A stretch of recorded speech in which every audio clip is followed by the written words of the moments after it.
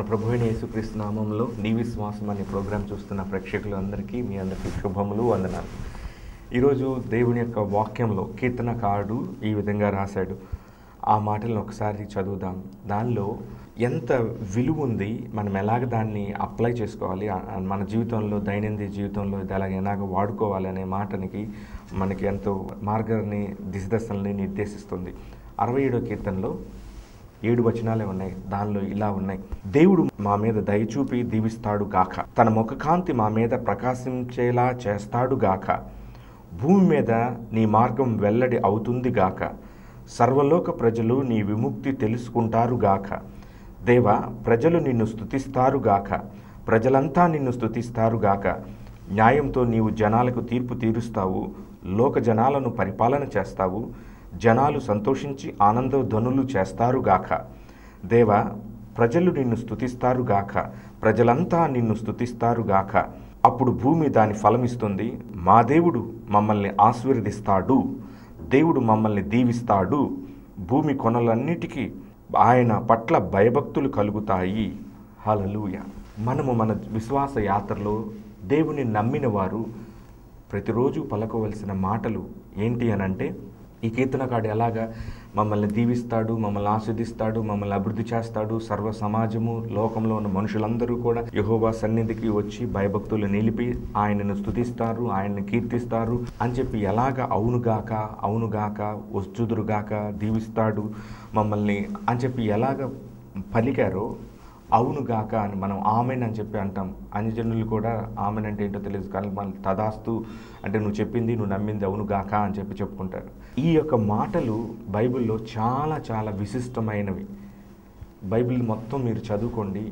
ఇశ్రాయేలుని ఈ విధంగా మీరు ఆస్వాదించినప్పుడు, ఈ విధంగా మీరు దీవించినప్పుడు, మీరు ఎలాంటి దీవెన వచనాన్ని వారి మీదకి పలుకుతారో దా విధంగా నేను వారిని దీవిస్తాను అని చెప్పాడు. మనం ప్రార్థనలో కూడా ప్రార్థన చేస్తామండి. చేసినప్పుడు కూడా ఈ విధమైన పదజాలాల్ని ఎప్పుడు మనం వాడుతున్నామా లేదా అది మనం పరిశీలన చేసుకోవాలి. మనము ఏ సమస్యల గుండా వెళ్ళవచ్చు. ఆర్థిక ఇబ్బందులే కావచ్చు, శారీరక స్వస్థతే కావచ్చు, లేకపోతే కుటుంబ మనశ్శాంతి కావచ్చు, లేకపోతే దెయ్యపు మంత్ర క్షుద్ర శక్తుల యొక్క ప్రభావాలకి, చేతబడి శక్తులకి గురైన వాళ్ళే కావచ్చు. ఇక భవిష్యత్తు ప్రశ్నార్థకంగా ఉన్న యవనస్తులు మా భవిష్యత్తు ఏమైపోతుందో అని భవిష్యత్తు గురించిన చింతే కావచ్చు. ఇట్లా రకరకాల ప్రశ్నలకు రకరకాల జవాబులు బైబిల్లోనే ఉన్నాయి. అయితే దేవుడు నీవు ఏ సమస్య గుండా వెళ్తున్నావో ఆ సమస్యకి సరిపోయిన వాక్యాన్ని తీసుకొని ఆ సమస్యతో మాట్లాడమని చెప్తున్నాడు దేవుడు. అనారోగ్యం ఉందనుకోండి, దేవుడు నాకు అనారోగ్యాన్ని ఇవ్వలేదు, దేవుడు నాకు జీవితంలో ఒక వైరస్ నన్ను ఏలుబడి చేయడానికి నా అనుమతి ఇవ్వలేదు అని చెప్పి నువ్వు ఏం మాట్లాడాలి అని అంటే, ఆయన పొందిన గాయముల ద్వారా నాకు స్వస్థత చేకూర్చింది, ఆయన పొందిన గాయముల ద్వారా నేను స్వస్థచిత్తుడయ్యాను, ఆయన నన్ను స్వస్థపరిచాడు, నన్ను దీవించాడు అని ఈ మాటలే మాట్లాడాలి. మరి ప్రార్థనలో బ్రతిమలాడుకొని వేడుకోమని ప్రభా అని యాకోరు పెట్టుకోమని చెప్పాడు కండి. ప్రార్థనలో మా తాత ముత్తాతలు కానించి ఈ విధమైన ప్రార్థన చేసుకొస్తున్నారు, మీరు కొత్త ప్రార్థన నేర్పిస్తున్నారో మనం అనుకుంటారేమో. కాదు, మనము యేసయ్య వాక్యం ఏదైతే చెప్పాడో ఆ వాక్యాన్ని మేము నమ్మాము అని మన మాటల్లో ఆ నమ్మిక కనపడాలి. నువ్వు చెప్పినట్లే నేను చేస్తాను, నీ నమ్మిక ప్రకారమే జరుగుతుందని నువ్వు సెలవిచ్చావు కదా ప్రభువా. మార్కు 9:23 ప్రకారం నమ్ముట నీ వలనైతే నమ్మువానికి సమస్తము సాధ్యమే. ఈ భక్తుడు నమ్మాడు కనుక ఆ విధమైన భాషను మాట్లాడాడు. మన పిల్లల మీద కూడా మనము ప్రతిరోజు దేవుడు నీకు ప్రజ్ఞ, వివేక, జ్ఞానాత్మలు దయచేసి పెడతాడు గాక, నీవు నిశ్చయముగా ఆస్వాదించబడుదు గాక, నీ భవిష్యత్తు ఉన్నతంగా దేవుడు తీర్చిదిద్దును గాక. గాక గాక ప్రార్థనలు అని చెప్పి దానిలో చాలా విలువ ఉందండి. అది దాని విలువ తెలియని వాళ్ళు దాన్ని ఏదో లైట్గా తీసుకోవచ్చు. కానీ మనం విశ్వాసంతో నమ్మి ఆయన వాక్యంతో ఏకీభవించినప్పుడు నువ్వేది పలుకుతావో అది దేవుడు చేస్తానన్నాడు. అందుకనే అపోస్తలులకి ఒక వాగ్దానం చేశాడు, మీరు ఎవరి పాపములను మీరు క్షమిస్తారో నేను వారి పాపములను క్షమిస్తాను, మీరు ఎవరి పాపములు వారి మీద ఉంచుతారో వారి పాపములు నేను వారి మీద ఉంచుతాను అని దేవుడే చెప్పాడు. మనం ఆయన ఆలయాలమై ఉన్నాం. దేవుడు మనలో నివాసం చేస్తున్నాడు. ఏ రూపంలో నివాసం చేస్తున్నాడని దేవుడిని మాకు కనపరచనని ఎవరైనా అడిగారనుకోండి, ఎలా నువ్వు కనపరుస్తావంటే నీ మాటలలో దేవుని యొక్క శక్తి, దేవుని యొక్క బలం, దేవుని యొక్క కీర్తిని అంతటిని నువ్వు వివరిస్తూ వర్ణిస్తూ ఉన్నప్పుడు ఎదుటివాడు దేవుడిని చూడగలుగుతాడు. అలాగే మన హావభావాలు, మన ప్రవర్తన, మన క్రియలు ఇవన్నిటిని బట్టి కూడా దేవుడు తెలియని ప్రజలు మీరు మాట్లాడే భాషను బట్టి వీరు చాలా పాజిటివ్గాను, చాలా ధైర్యంగాను, వాళ్ళు నమ్మింది ఖచ్చితంగా జరుగుద్ది అన్న దీక్ష దక్షతలతో మాట్లాడుతున్నారే. వీరి మాటలు చాలా తేడాగా ఉన్నాయి, అంటే గొప్పగా ఉన్నాయి.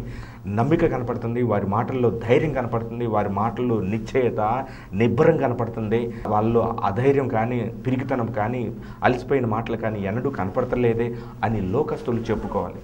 వాళ్ళు ఎప్పుడు చెప్పుకుంటారు అని అంటే నీ మాటలన్నీ కూడా వారికి సంతోషాన్ని, ఆనందాన్ని, ప్రోత్సాహాన్ని, ఉల్లాసాన్ని పురుకొల్పే విధంగా ఉన్నప్పుడు మాత్రమే నీ మాటల వైపు చూస్తారు. లేకపోతే ప్రభా మేము అనుకున్నదే జరిగింది, అయ్యో చూడు ప్రభా సాతాను ఏం చేశాడు, వాడు ఎట్లా విజృంభించాడు, మా జీవితాలను ఎలాగ పాడు చేశాడు, మమ్మల్ని అప్పులకి ఎలా గురి చేశాడు అని ప్రతిదానికి వాడి మీదకి పోయి పడక్కర్లే అవసరం లేదు. దేవుడు వాక్యం ఏం చెప్తుందో ఆ వాక్యాన్ని నేను పట్టుకొని ఆ వాక్య ప్రకారం మాట్లాడుతున్నప్పుడు అది నాకు జరుగుతుంది అని చెప్పి నువ్వు నమ్మాలి, విశ్వసించాలి. ప్రతిరోజు ఈరోజు దేవుని యొక్క కృపను నేను పొందుకుంటాను, ఈరోజు ఏ యొక్క వ్యాపారంలో నాకు ఎటువంటి ఫేవర్ కావాలో ఆ ఫేవర్ని దేవుడు నాకు అనుమతిస్తాడు, పంపిస్తాడు, సహాయం చేస్తాడు. నాకు ఏర్పాటు చేయబడిన బిడ్డలు నా దగ్గరికి వచ్చి నాకు సహాయం చేసి నన్ను ఆదరించి ఓదారుస్తారు. అటువంటి కృపను ఈరోజు నేను చూస్తాను అనే ఉదయకాలం నేను దేవుని స్తుతిస్తూ లెగుస్తాను.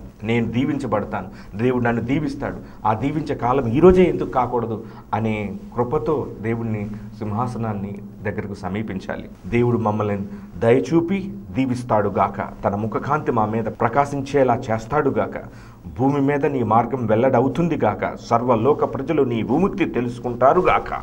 ఇప్పుడు ఈ మాటలు ఉన్నాం, ఎట్లా తెలుసుకుంటారండి? సర్వలోక ప్రజలు దేవుని యొక్క విముక్తిని ఎలా తెలుసుకుంటారు? నీ ద్వారా, నా ద్వారానే. మన చుట్టుపక్కల ఉన్న వాళ్ళు ప్రభావితులైనప్పుడే దేవుని యొక్క మార్గాన్ని తెలుసుకుంటారు. ఎందుకంటే వాళ్ళు అందరిలాగా ఉండరండి, వాళ్ళు ప్రత్యేకింపబడిన వాళ్ళు. దేవుణ్ణి నమ్ముకున్న వాళ్ళు ఎన్నడూ అబద్ధాలు ఆడరు, లేకపోతే నరహత్యలు చేయరు, ఎదుటి వాళ్ళని దోచుకోరు అని అలా లోకంలో ఒక సామెత ఉంది. మీరు నమ్మినా నమ్మకపోయినా దేవుడు నమ్ముకున్నామంటారు, ఇట్లాంటి పనులన్నీ చేస్తారు, చివరికి దేవుడు నమ్ముకున్న వాళ్ళు ఎట్టుంటారో మాకు తెలుసులే అని అన్యులు సాక్ష్యం చెప్పడం నేను చెవులారా విన్నాను. అలాంటి సాక్ష్యం మనలో నుంచి వెలువడాలి అని అంటే ఆత్మ సంబంధమైన సిద్ధపాటు మనకి చాలా చాలా అవసరం అండి. ఆత్మ సంబంధమైన సిద్ధపాటు ఎట్లా వస్తుందంటే ఎల్లవేళలా దేవుని యొక్క వాక్యం మీద ఆశ పెట్టుకున్నప్పుడు, నీ యొక్క వాక్యం మీద నేను ఆశ పెట్టుకుని ఉన్నాను ప్రభువా, నీవు ఏమి సెలవిచ్చావో వాటినే నేను వివరిస్తాను, నేను వాటినే మాట్లాడతాను, నీ యొక్క శాసనములను గూర్చి అన్యజనుల ఎదుట, సర్వ సమాజం ఎదుట నేను వాటిని గురించి మాట్లాడతాను, వాటిని గురించి మాట్లాడటానికి నేను సిగ్గుపడువాడను కాదు అని చెప్పుకునే ధైర్యం మనకు ఉండాలి. హల్లెలూయా. ఏమన్నా ప్రభు ఆ మంచి సందర్భం వచ్చింది కదండి, మీ అన్యజనులు చుట్టాలు అందరూ కూడా ఒక చాటుకి వచ్చారు కదండి. ఆ రోజు 2 మాటలు యేసు ప్రభు గురించి చెప్తే ఏమైందండి అంటే వాళ్ళందరూ ఏమనుకుంటారండి? ఏమనుకునేది ఏంటండి?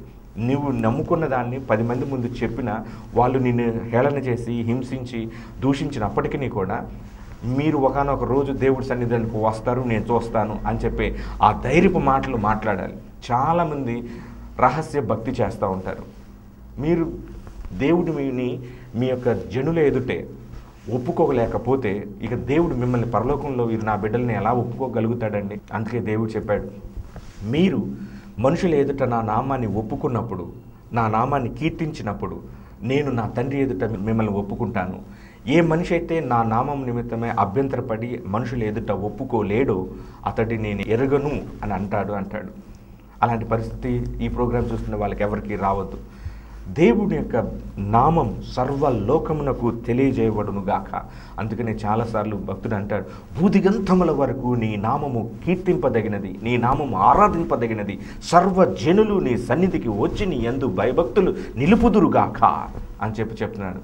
ఈ లోకంలో మనకి న్యాయం ఏమి జరగదండి. ఎందుకంటే దేవుడే చెప్పాడు, మీరు ఈ లోక పౌరులు కాదు, మీ పౌరస్థితి పరలోకం ముందున్నది. ఇదొక మనం యాత్ర చేస్తున్నామండి. ఈ యాత్రలో ఎన్నో మజిలీలు చూస్తాం, అది ఇది అని, లేకపోతే ఎన్నో వింతలు చూస్తాం. కానీ వాటి చూసి భయపడాల్సిన అవసరం లేదు. మన రాజు ఈ లోకంలో ఎటు పుట్టాం, ఎటు తప్పకుండా మరణిస్తాం ఏదో ఒక రోజు. కాబట్టి ముందుగా కొంతమందికి, తర్వాత వెనుక కొంతమందికి దేవుడి దగ్గరికి వెళ్ళవలసిందే. అయితే మన శాశ్వతమైన పౌరస్థితి పరలోకమందుని, దానికోసం మనం ప్రాకులాడాలని. ఈ లోకంలో జీవించే 80-90 సంవత్సరాల కోసం కాదండి మన ప్రయాస. దేవుడు తెలుసుకొని దేవుడి కొరకు ప్రయాసపడి దేవుడు మమ్మల్ని దీవిస్తాడు, ఆయన మమ్మల్ని ఆస్వాదిస్తాడు, ఆయన మమ్మల్ని దీవిస్తాడు, అంతే, దానిలో డౌటే లేదు అని చెప్పుకునే ధైర్యం నీ యొక్క ప్రార్థనలో కనపడాలి. ఈ భక్తుల్లో అలా కనపడింది కాబట్టి ఇలా మాట్లాడాడు. అలాగే నెంబర్స్ సంఖ్యాకాండము 6:24 ప్రకారం కూడా ఒక మాట చెప్తాడు, మీరు ఇశ్రాయేలీయుల మీదకి ఈ యొక్క ఆశీర్వచనములు పలకండి. మీరు ఏ ఆశీర్వచనములు వాళ్ళ మీదకి ఉచ్చరిస్తారో నేను మీరు ఉచ్చరించిన ఆ ఉచ్చారణను బట్టి, ఆ ఆశీర్వాదాన్ని బట్టి మీరు ఏ మాటలైతే వారి మీదకి పలుకుతారో, శుభములు పలుకుతారో, అట్టి మాటలకి నేను విలువనిచ్చి వారిని కాపాడుతాను, సంరక్షిస్తాను అని చెప్పాడు. మన దేవుడు అంత గొప్పవాడండి. మనకే మన దేవుడు ఎంత గొప్పవాడో తెలియకపోతే మనం లోకంలో ఉన్న వాళ్ళకి దేవుని గురించి ఏ విధంగా చూపిస్తాం? ప్రజలంతా నిన్ను స్తుతించుదురుగాక, స్తుతిస్తారుగాక. స్తుతి ఎంత కాన్ఫిడెన్స్తో మాట్లాడు, స్తుతించాల్సిందే, దానికి వాళ్ళకి చాయిస్ లేదు అన్న ధైర్యం నీ మాటల్లో కనపడాలి. అప్పుడు భూమి దాని ఫలమిస్తుంది. మా దేవుడు మమ్మల్ని ఆశీర్వదిస్తాడు. ఈ మాట ఎంతో సత్యమండి. మా యొక్క పొలాలు సరిగ్గా పండట్లేదు, మా వ్యాపారాలు సరిగ్గా లేవు, ఏ బిజినెస్లు చూసినా సరిగ్గా లేవండి, రైతుల పరిస్థితి దారుణంగా ఉంది, వ్యాపారం కూడా అంతంత మాత్రమే ఉందండి, చాలా కష్టాల్లో ఉన్నాయండి అని చెప్పి అనుకోవచ్చు. అయితే నేను సవాల్ చేసేది ఏంటంటే, ఒక గ్రామ ప్రజలంతా కూడా యేసయ్య సన్నిధికి వచ్చి ఆయన చెప్పినట్లుగా నడుచుకుంటే ఆ గ్రామంలో దేవుడు చేసే అద్భుతాలు, మహత్కార్యాలు చవి చూడాలని ఆశతో నేనున్నాను. ఎందుకంటే దేవుడు ప్రజలందరూ దేవుని సన్నిధికి వచ్చి దేవుని స్తుతించినప్పుడు భూమి దాన్ని ఫలమిస్తుంది. హల్లెలూయా. ఆ గ్రామ ప్రజలంతా యెహోవా సన్నిధికి వచ్చి ఆయన సన్నిధిలో ప్రార్థన చేసి ఆయన చెప్పినట్లుగా నడుచుకున్నప్పుడు ఆ యొక్క భూమి ఎందుకు ఫలమివ్వదో చూస్తాను, ఆ భూమితో మాట్లాడతాను. దేవుడే చెప్పాడు, మీరు దేన్ని ఆస్వాదిస్తారో నేను దాన్ని ఆస్వాదిస్తా, మీరు దేన్ని శపిస్తారో అది దాన్ని నేను శపిస్తా. అంటే అనుకోవచ్చు, ఏమండి కొత్త నిబంధనలో శాపవచనాలు లేవండి అని అనుకోవచ్చు. కానీ పేతురు దగ్గరికి ఒక మనిషి వచ్చాడు. ఆ పేతురు డబ్బులేం అడగలేదు. అననీయ సప్రయ అనే వాళ్ళు వచ్చి మీరు ఇంతకైనా అమ్మింది అని అంటే వాళ్ళిద్దరు కూడగట్టుకొని వాళ్ళ పొలమే, వాళ్ళ స్థలమే, అది ఆయన ఎందుకు మోసం చేశారు అని చెప్పి అనుకున్నప్పుడు ఇమ్మీడియట్గా దేవుని యొక్క పనిష్మెంట్ వారి మీదకి వచ్చింది, వారు చనిపోయారు. భయం ఉండాలి దేవుడు అంటే, అందుకోసం ఆ విధంగా జరిగించాడు, అంతేగాని వారి మీద ప్రేమలేక కాదు. మనము మాట్లాడే భాషలో, మనము ఛాలెంజ్ చేసే విషయంలో దేవుడు మనతో ఉన్నాడనే నమ్మిక కనపడాలి. ఒక ఉదాహరణ చెప్తాను. డేవిడ్ యాంగిచో గారు ఆయన విశ్వాసం అంటే డిఫైన్ చేయండి అని చెప్పినప్పుడు ఆయన అన్నాడంట, ఒక పెద్ద గోడ ఉంటుంది అనుకోండి, ఆ గోడకి కోడిగుడ్డుని కొడితే ఏం జరుగుతుందండి అంటే కోడిగుడ్డు పగిలిపోద్ది, గోడ అట్టాగే ఉంటుంది కదా, అది సహజంగా జరిగే పద్ధతి. అయితే నేను చెప్పేది ఏంటంటే విశ్వాసం అనేది ఏంటి అంటే ఈ కోడిగుడ్డుని గోడకు వేసి కొడితే గోడ పగులుద్ది కానీ గుడ్డు పగలదు, అది విశ్వాసం అంటే అని చెప్పేసి వరల్డ్ లార్జెస్ట్ చర్చి పాస్టర్ గారు యాంగిచో గారు ఆ మాట చెప్పినప్పుడు వాళ్ళకి నిజంగా అర్థం కాలేదు. విశ్వాసం అంటే అదేనండి. అది ఎంతదైనా నాకేంటి, నా దగ్గర కొద్దిదే ఉండొచ్చు, లేకపోతే ఇది చాలా డెలికేట్ అయి ఉండొచ్చు, కానీ నేను కాదు ఈ గుడ్లో నుంచి వెళ్తుంది. యేసు నామంను బట్టి గోడకేసి కొడితే ఆ గోడ పగిలిపోవాలి, ఈ గుడ్డు పగలకూడదు. చిన్నపిల్లడు గుడ్డును పగలగొడతాం చాలా ఈజీ కదండి. విశ్వాసం అంటే అట్లా ఉండాలండి. అంటే నువ్వు మాట్లాడేది, నువ్వు విశ్వసించేది అంతా కూడా యేసు నామంలో ఇది జరిగి తీరుతుందంటే దానికి ఇంకో సందర్భం అవసరం లేదు. నేను చెప్పినట్టుగా జరుగుద్ది, పోయి తీసుకురాపో, నేను చెప్పినట్టు జరుగుద్ది, ఆ విధంగా నువ్వు చెయ్యి అనేది ముందుగా దేవుని యొక్క ఆలోచనని ఎరిగి ఆ విధంగా పలకగలిగిన వాడెవడు? దేవుడు ఎన్నో మాటలు చెప్తాడండి. అందుకని దేవుని వాక్యంలో ఆనందించాలి. దేవుని వాక్యంలో మనం ఆనందించడం కనుక నేర్చుకుంటే అంతకంటే ఇంకొక సంతోషం భూలోకంలో ఇంకొకటి లేదు. ఒకవేళ మంచి భోజనం తిని నువ్వు ఆనందిస్తున్నావు అనుకోండి, అది నీకు శాశ్వతంగా ఉండదు. లేకపోతే మంచి లగ్జరీ కారులో నువ్వు ప్రయాణిస్తున్నా శాశ్వతంగా ఉండదు. వేళలా ఎప్పుడు కష్టకాలంలో అయినా, దుఃఖంలోనైనా, సంతోషంలో అయినా, ఆనందంలో అయినా వేళలా ఉండేది శాశ్వతంగా నీతో ఉండేది ఏంటి అని అంటే దేవుని వాక్యం. హల్లెలూయా. ఏ మనుషులు కూడా కాదండి. మీకు అనారోగ్యమో లేకపోతే సమస్యలో బాధలో వస్తే ఆ పాస్టర్ గారికి ఫోన్ చేసి ప్రార్థన చేయించుకున్నాం, ఆ పాస్టర్ గారి దగ్గరికి వెళ్ళి ప్రార్థన చేయించుకున్నాం, ఆయన చేయబెట్టి ప్రార్థన చేస్తే స్వస్థత వస్తుంది, ఇవన్నీ కరెక్టేమో, కానీ అవి మాత్రం శాశ్వతం కాదు. మరి ఏం శాశ్వతం అంటే నీవు యేసు ప్రభువు వారిని ఎంతగా నమ్మావో, విశ్వసించావో, ఆయన వాక్యం నీకు ఎంతగా తెలుసో, నీ హృదయంలో ఏదైతే ఉన్నాయో ఆ మాటలు ఎల్లవేళలా నువ్వు పదే జ్ఞాపకం చేసుకుంటూ నువ్వు మాట్లాడుతూ ఉంటుంటమే నీకు శాశ్వతమైన బహుమానం, శాశ్వతమైన జీవం, శాశ్వతమైన ఆస్తి అదే నీకు. హల్లెలూయా. అప్పుడు నువ్వు ఎంత దుఃఖ ప్రదేశంలో ఉన్నా, లేకపోతే ఉప్పెనలాగొచ్చి ఒక దుర్వార్త నువ్వు నీ చెవులకి వినబడినా నువ్వు భయపడేవాడు కాదు. దేవుని వాక్యం అలా చెప్తుంది. అతడు దుర్వార్తకు భయపడువాడు కాదు అని చెప్తుంది. ఎందుకంటే నీ యొక్క విశ్వాసాన్ని ఆ విధంగా ప్రయోగిస్తున్నావు కాబట్టి, దేవుడు నీతో ఉన్నాడని సర్వజనులు దేవుడి సన్నిధికి వచ్చి మోకరిస్తారంతే, నేను చూస్తానంతే అనే ధైర్యం నీ యొక్క భాషలో కనపడాలి. దేవుడు నన్ను దీవిస్తాడు, నన్ను ఆస్వాదిస్తాడు, నన్ను గొప్పవాడిని చేస్తాడు, నన్ను అనేక మందికి ఆస్తికర్తగా చేస్తాడు, అనేక మందిని దీవిస్తానికి నన్ను పుట్టించాడు. ఈ జీవితం ఆ విధంగా అనేక మందిని దీవించి ఆస్వాదించడం కోసమే దేవుడు నాకు ఈ పుట్టుకిచ్చాడు. కాబట్టి నేను దేవుని వాక్యాన్ని నమ్ముతా, ఆయన మాట మీద నిలబడతా, ఆయన కూడా ఆయన మాట మీద నిలబడతాడో లేడో చూసుకుంటా.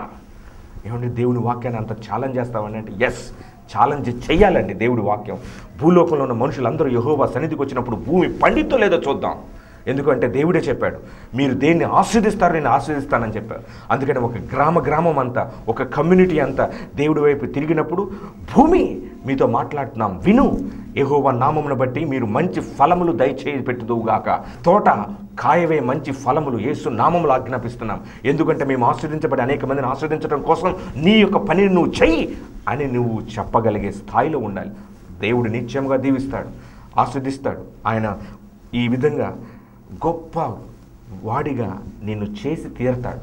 ఆయన మీద ఉన్న నమ్మకాన్ని బట్టి నీవు చూడాలి. ఇంకొక మాట చెప్తాను. యాంగిచో గారు అన్నారంట, అక్కడ కొరియాలో ఇళ్లల్లో ఎక్కువ చర్చెస్ అనేది ఉంటుంది, అంటే ప్రేయర్ గ్రూప్ సెల్స్ ఎక్కువ ఉంటాయి. అయితే గవర్నమెంట్ ఒక రూల్ పాస్ చేసిందంట.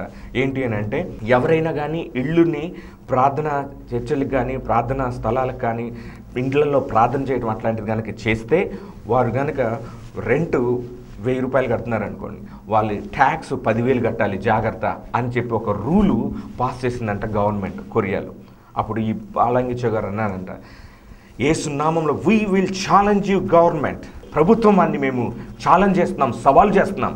ఈ రూలు మార్చుకుంటారా మార్చుకోండి, లేకపోతే మా దేవుడైన యెహోవా నామమును బట్టి ఆ రూలుని పుట్టించినవాడు, ఆ రూలుని పెట్టిన వారికితో దేవుడే డీల్ చేస్తాడు, మేము చూస్తాం అని సవాల్ చేసి అది పాస్ చేశారంట. ఆ దేశం అంతా ఆయన మాట వింటారు. ఒక దైవజనుడు మాట గవర్నమెంట్ అఫీషియల్స్, ప్రభుత్వ అధికారులు వచ్చి, అయ్యా మమ్మల్ని ఏం చేయమంటావు, ఈ సమస్య ఇట్లా ఉంది, ఈ సమస్యకు పరిష్కారం చెప్పి ప్రార్థన చేసి ఏం చేయమంటారని చెప్తే దాన్ని బట్టి మేము నిర్ణయాలు తీసుకుంటామయ్యా అని చెప్పి వచ్చి దేవుని యొక్క నిర్ణయాలను వారి యొక్క గవర్నమెంట్లో తీసుకొని ప్రభుత్వాన్ని జీవోల్ని పాస్ చేసుకునే పరిస్థితికి తీసుకొచ్చాడు ఒక దైవజనుడు. హల్లెలూయా. మరి ఆ పరిస్థితి మన దేశంలో రావాలి అంటే ఎట్లా ఉండాలండి? హల్లెలూయా. కణకణ అగ్నిలాగా ఉండాలి. ఈ దేవుని యొక్క ప్రవక్త అని ఏలియా ఎలీషాల గురించి ఎలాగ రాజులు చెప్పుకున్నారో అదేవిధంగా మనని బట్టి యేసు నామములో భూలోక అధిపతులు యేసు నామములో మార్చబడాలి. అంతే, వచ్చి నిర్ణయాలు తీసుకోవాలి. ప్రజలకు మేలు చేయాలనే వాడు దేవుడి చేత ఏర్పరచబడి వాడే అయితే వాడిలో ఏ మాత్రము స్వలాభం గురించి మాట్లాడకూడదు. అట్టివాడు దేవుడి చేత ఎన్నిక చేయబడిన వాడు కాడు. అప్పుడు ఛాలెంజ్ చేశాడు. వీళ్ళంతా ప్రేయర్ మౌంటైన్ దగ్గర, లో